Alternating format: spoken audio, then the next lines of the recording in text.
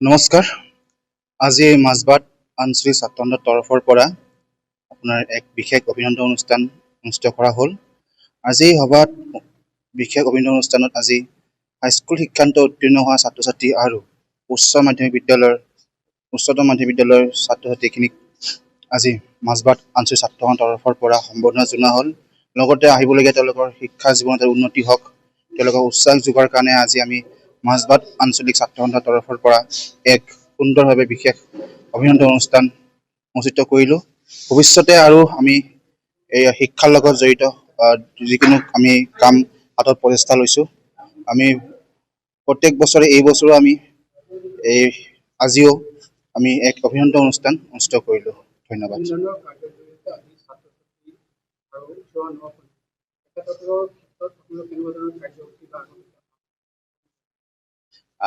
আমি ভাবিছোঁ যে সম্বৰ্ধনা অনুষ্ঠানটো প্ৰত্যেক বছৰে পাতোৱে।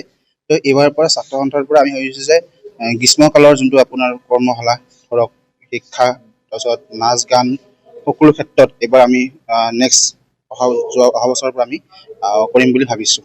আৰু বহুত ছাত্ৰ ছাত্ৰী আছে পইচাৰ অভাৱৰ পঢ়িব তেনেধৰণৰ সংগঠনটোৱে চিন্তা কৰিছে।